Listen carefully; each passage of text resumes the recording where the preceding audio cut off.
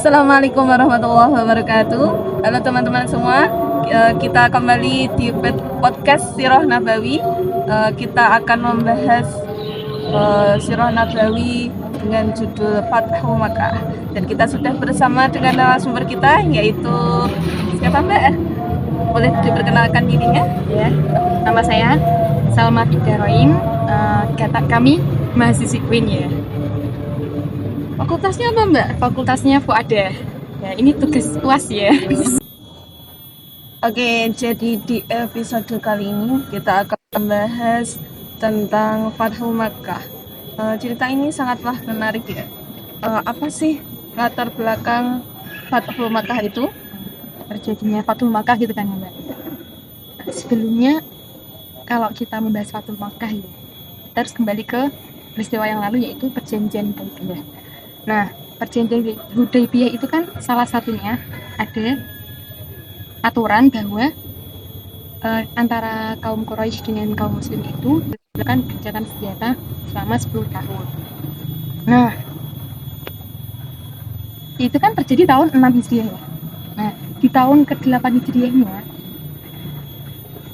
sebenarnya gini, kan dan di perjanjian itu juga ada aturan semua kaum yang ada di Makkah dan Madinah intinya boleh memihak salah satu atau memilih memihak kaum kafir atau memihak kaum muslimin gitu kan. Nah, ada satu nih namanya Bani Bakar. Bani Bakar itu memihak kaum kafir Quraisy. Sedangkan Bani Khuza'ah itu memihak ke kaum muslim. Nah, di tahun ke-8 Hijriah ini ternyata dari Bani Bakar itu tadi menyerang Bani Khuza'ah. Nah, dan itu sampai menelan korban, banyak yang terbunuh gitu. Akhirnya Bani Khuza'ah yang nggak terima itu kan akhirnya mengadu kepada Rasulullah. Rasul, kami ini telah diserang oleh Bani Bakar. Berarti mereka telah melanggar perjanjian Hudaybiyah. Emang mereka mengingkari janji ya? Iya, Karena sudah ada perjanjian, mereka mengingkarinya. Nah, itu latar belakangnya itu. Jadi intinya pelanggaran perjanjian Hudaybiyah. Nah, maka dari itu akhirnya kan Rasulullah kalau kayak gini nggak bisa dibiarin. Nah, udah akhirnya beliau melakukan itu. Nah, menarik banget ya cerita ini. Padahal waktu itu banyak banget kaum muslim yang masuk kota Mekah, tapi tanpa pertumpahan darah. Bagaimana strateginya kok bisa itu tanpa ada pertumpahan darah? Maksudnya strategi Nabi Muhammad saat melakukan Fathu Makkah gitu Mbak? Ya. Nah, strateginya itu gini. Kan Nabi Muhammad tuh pengennya gini. Menyerang tapi diem-diem gitu loh, biar mereka kaum kafir Quraisy tuh nggak bisa serang balik. Jadi mereka kan opsinya biar mereka itu menyerah aja. Nah, akhirnya beliau diam-diam tanpa ada, pokoknya nggak ada informasi tentang mau nyerang Mekah gitu. Nah, tapi katanya loh, ini aku ingat di mana ya, lupa. Sempat ada kabar bocor gitu, maksudnya sempat ada pengkhianat gitu loh. Maksudnya salah satu orang nulis surat buat dikirim ke kafir Quraisy, pemimpin kafir Quraisy Ke Mekah gitu. Tapi untungnya saat itu ketahuan, jadi informasi ini nggak jadi kesebar ke Mekah. Nah, terus akhirnya strateginya beliau itu berangkat ke sana diam-diam kan. Nah, itu berjumlah 10.000 orang itu. Nah, itu kan banyak banget. Kafir Quraisy kayaknya nggak bakal bisa nandingin gitu loh. Nah, terus lihat aja udah takut. Terus akhirnya sampai di suatu tempat namanya saya lupa, pokoknya mereka istirahatkan di situ. Nah, terus Nabi Muhammad itu menyuruh untuk mendirikan tenda, terus membuat obor-obor gitu. Kan itu malam ya, biar itu kayak penanda buat kaum Quraisy kalau ini loh umat muslim terus gini banyaknya kaum muslimin gitu, biar dia itu mereka merasa takut gitu.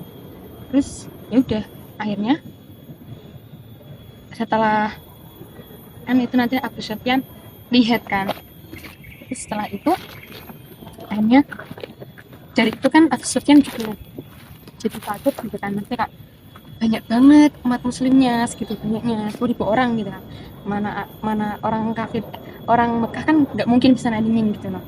Terus jadi akhirnya kan itu di ceritanya Abu Sufyan jalan lihat-lihat gitu keliling kota Mekah, terus ketemu sama Abbas, pamannya Nabi Muhammad. Terus diajaklah ketemu Nabi Muhammad, soalnya kan dia udah minder kalau takut bakal kalah, kayaknya bakal kalah nih tuh. Terus akhirnya Abu Sufyan tuh ikut diajak Abbas ke ketemu Rasulullah. Nah disitulah akhirnya ditanya sama Nabi Muhammad,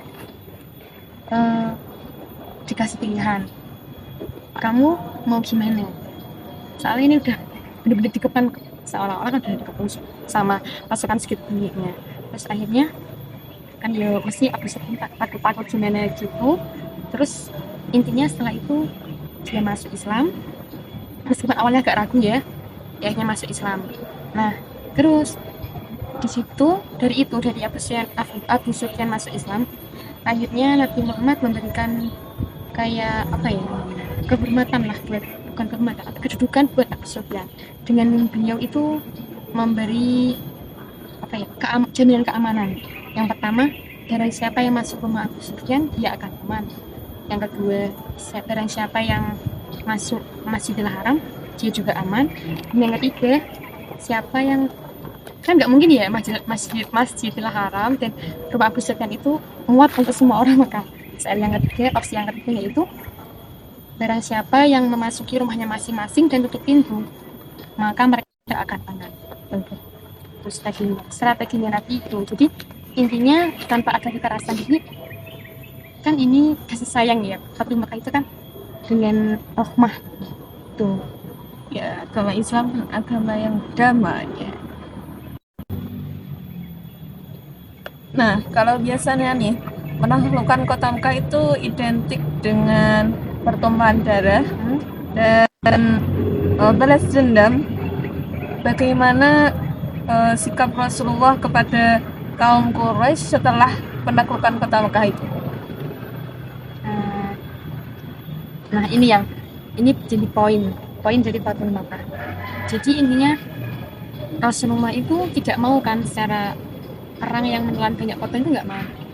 Jadi beliau dengan kasih sayangnya itu benar-benar memaafkan. Jadi pas beliau masuk itu, Nabi Muhammad masuk ke Mekah, orang-orang Quraisy kan pada takut. Terus mereka mengira bahwa mungkin tamatlah lewat kita di sini, kita mati kan. Tapi beliau orang-orang kafir tuh bilang Nabi, kau ini sahabat kerabat kita, kerabat dekat. Masa iya tega gitu kan. Nah terus akhirnya Nabi tuh itu aja loh yang ultimatum yang 3 tadi. Ultimatum bukan. Apa itu tadi? Ampunan tadi mbak, jaminan. Yang barang siapa yang masuk rumah Abu Sufyan maka akan aman, dan yang masuk Masjidil Haram aman, dan kemudian yang masuk rumahnya masing-masing akan aman. Nah di situ jadi mereka itu kayak lawang semuanya aja dimaafkan, padahal orang-orang Quraisy dulu kan benar-benar sangat memusuhi Nabi, sangat meremehkan Nabi, sangat mencelakai, pokoknya nggak bisa dibayangin lah.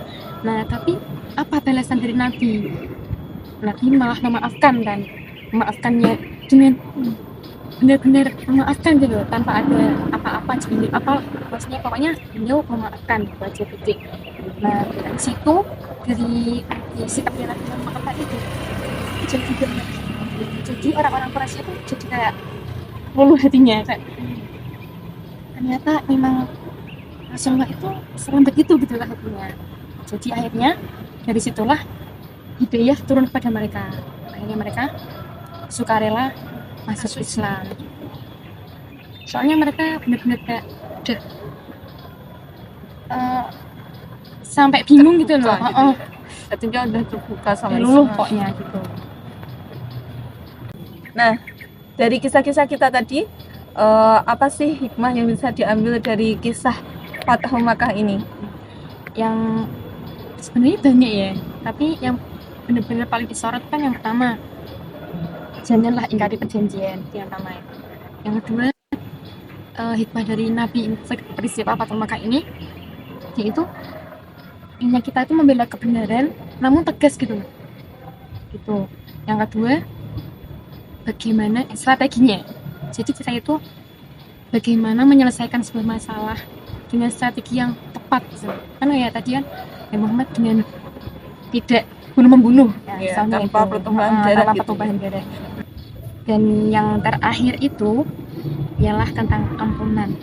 Jadi tentang gimana kita ini di posisinya Nabi itu kan udah tinggi banget, kayak kemenangan semuanya udah digenggam, Mekah digenggam, Madinah digenggam.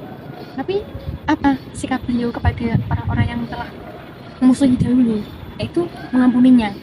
Jadi ya Rasulullah itu mengajarkan kepada kita bahwa memaafkan itu lebih utama gitu. Jadi misalnya kita itu gampang memaafkan gitu, pokoknya itu yang terakhir. Oke, kita akhiri podcast kita kali ini. Semoga ini bisa bermanfaat untuk kita semua. Amin. Kami pamit undur diri.